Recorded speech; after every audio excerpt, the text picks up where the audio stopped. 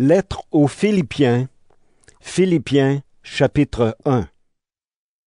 Nous, Paul et Timothée, nous sommes les serviteurs du Christ Jésus. Nous écrivons à tous ceux qui appartiennent à Dieu grâce au Christ Jésus, à leurs responsables et à leurs diacres, et qui se trouvent tous à Philippe. Que Dieu notre Père et le Seigneur Jésus-Christ vous bénissent et vous donnent la paix. Chaque fois que je pense à vous, je remercie Dieu.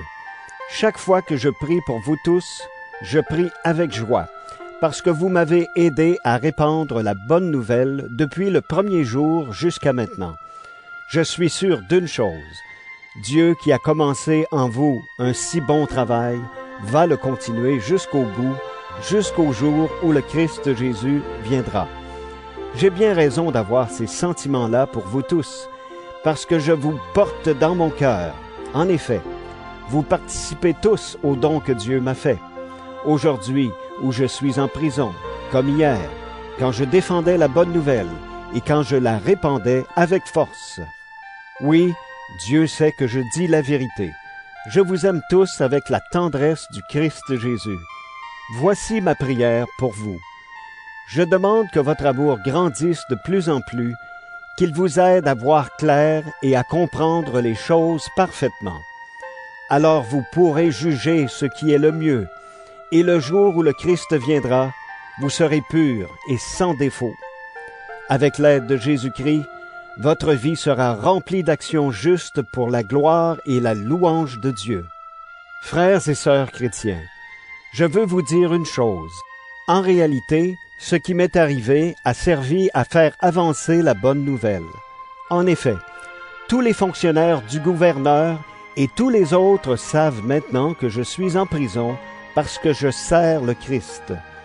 Presque tous les chrétiens, en voyant que je suis en prison, ont une plus grande confiance dans le Seigneur. Alors, ils ont 2 fois plus de courage pour annoncer sans peur la parole de Dieu. Certains annoncent le Christ avec un cœur bon. Ils le font par amour. Ils savent que je suis en prison pour défendre la bonne nouvelle. Mais d'autres le font par jalousie. Ils veulent s'opposer à moi et ils annoncent le Christ pour passer les premiers. Leurs raisons sont malhonnêtes et de cette façon, ils pensent rendre plus dure ma vie en prison. Leurs intentions peuvent être droites ou tordues, peu importe. En tout cas, ils annoncent tous le Christ. C'est pourquoi je suis dans la joie et je me réjouirai encore. En effet, le résultat, je le connais. Je serai sauvé par votre prière et avec l'aide de l'Esprit de Jésus-Christ. Je désire que cela arrive, et je l'espère vivement. Je ne le regretterai pas, au contraire, je garde une grande confiance.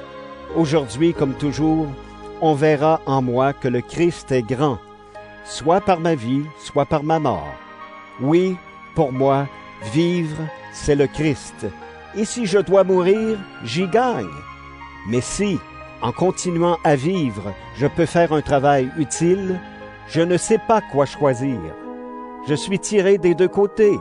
J'ai envie de quitter cette vie pour être avec le Christ, et c'est en effet beaucoup mieux. Mais rester sur la terre, c'est plus utile à cause de vous. C'est pourquoi je sais que je vais rester. J'en suis sûr.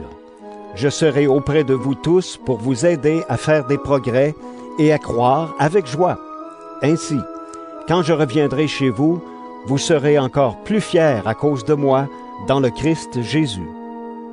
Mais vivez comme la bonne nouvelle du Christ le demande.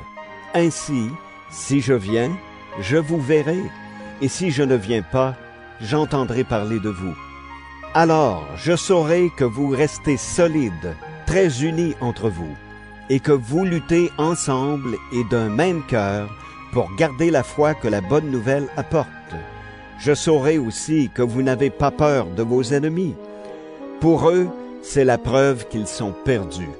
Pour vous, c'est la preuve que vous êtes sauvés, et cela vient de Dieu. C'est lui qui vous a donné non seulement de croire au Christ, mais encore de souffrir pour lui.